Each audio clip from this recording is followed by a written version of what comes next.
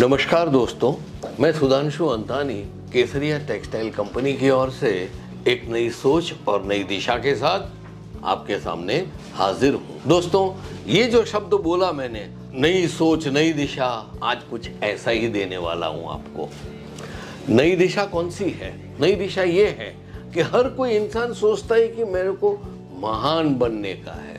बस यूं ही महान आदमी ये गांव में कितने हैं, ये गांव में कौन है, वो कैसे है, वो उसका पूरा सर्वे करने के लिए एक महारथी साहब पढ़े लिखे थे, पीएचडी से गए गांव में गए तो उधर एक स्वामी जी मिले। उनको पूछा, स्वामी जी आप बता सकते हो ये गांव में महान आदमी कहाँ मिलेंगे? स्वामी जी हंसने लगे। स्वामी जी हंसते क्यों हो? तो कि देखो भाई साहब, आप जो कोई भी हो, मैं आपको इतना बता दूं, ये गांव में सिर्फ बच्चे पैदा होते हैं, कोई महान आदमी पैदा होता ही नहीं है, सब बच्चा ही पैदा होते हैं। फिर वो बच्चा होता है, वो अपने कर्म से, अपने प्रारब्ध से महान बनता है। जी दोस्तों, यही चीजें कुछ लेके मैं आपके पास आया हूं, क्योंकि मैंने जब ये कहानी पढ़ी ना, तब मैं भी सोच में पड़ गया कि ये चीज क्या है, ये महान कौन बन सकता है।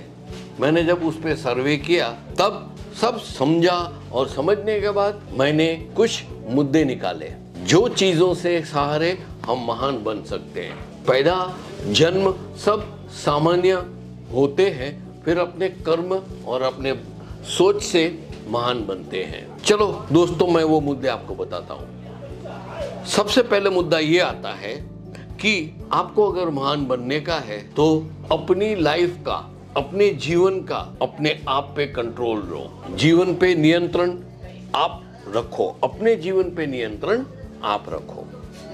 कैसे, क्या करोगे, कैसे करोगे, क्यों करेंगे, ये सब आप सोचते रहो।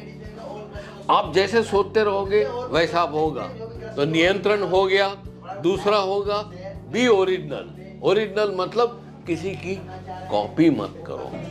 आप जो कुछ भी हो, बी योरसेल्फ। आप जैसे भी हो वैसे भी हो, आप अपने आप में रहो। आप सोचोगे मेरे को भी अच्छा स्पीकर बनने का है, तो आप कोई अच्छे स्पीकर का अनुकरण करोगे। नहीं, ये मत करो। आप जो भी है अपने आप को पेश करो। ये दूसरा मुद्दा हो गया। तीसरा है, आप वर्ल्ड क्लास रिचुअल्स पैदा करो। रिचुअल्स का मतलब क्या है? रस्मों रिवाज। आप ऐसे वर्ताव करो, ऐसी वाणी रखो और ऐसे रिवाज बनाओ अपने आप के कि दुनिया भी देखती रह जाए। ये तीसरा हो गया। चौथा होता है वर्ल्ड क्लास एथिक्स। दोस्तों, ये मुद्दा बहुत इंपॉर्टेंट है, क्योंकि एथिक्स का मतलब क्या है? ये अपने प्रिंसिपल्स, अपने नियम। अभी एक छोटा उदाहरण देता हूं। आप एक जगह पे नौकरी करते हो, आपका सेठ आपको 8 घंटा 10 घंटा पगार देता है वो काम करने का।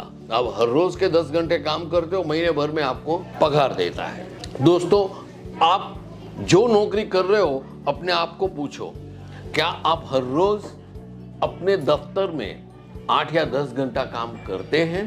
आप दफ्तर पहुंचे, चाय वाय पिया, इधर गए उधर गए, फ्रेश हुए, 11:30 12 बजे काम शुरू किया, 1 घंटा इधर उधर, अरे यार कल ये सीरियल देखी, कल ये सिनेमा देखा, कल ये होटल में गया, 1:30 बजा खाना खाने का आधा घंटे का टाइम होता है, उसमें से आप सिर्फ 1 घंटा से ज्यादा ले लेते हो। आप बस घूमते रहते हो, ये रोता। बाकी का टाइम क्या करते हो? जो आज बहुत सबको गंदी आदत है, वो है मोबाइल।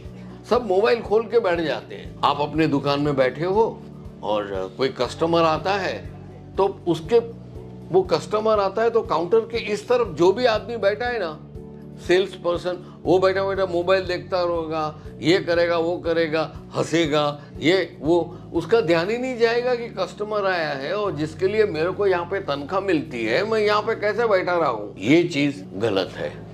अपने आप को कभी भी गलत तरीके से सेठ के सामने गलत साबित नहीं होने चाहिए। ये बात आप दिमाग में रखिए।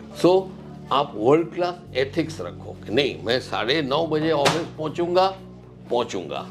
आप फिर दूसरा नियम करो कि नहीं, मैं 12:30 बजे खाना खाने जाऊंगा, तो 9:30 से लेके 12:30 तक वो 3 घंटा लगातार सिंसियरिटी से काम करोगे।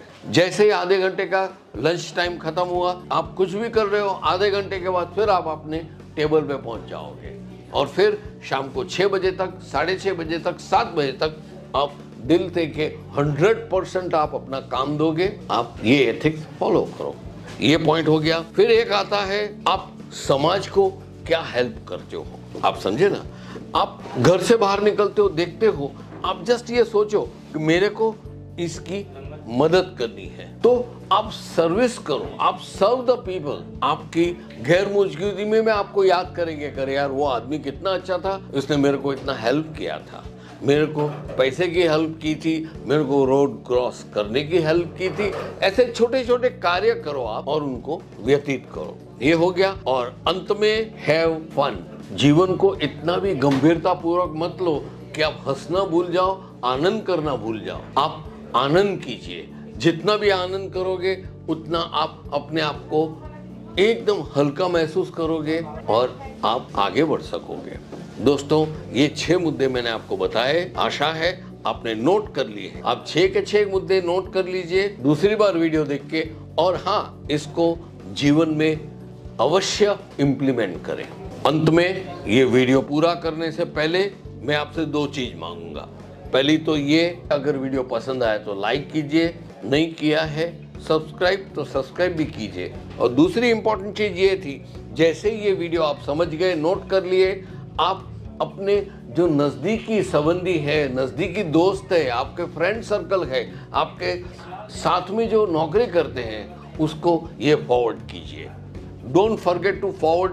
ये इमीडिएट फॉरवर्ड कर देना 2 से 3 व्यक्ति को। जैसे ही आप करोगे मेरे को बहुत पसंद आएगा।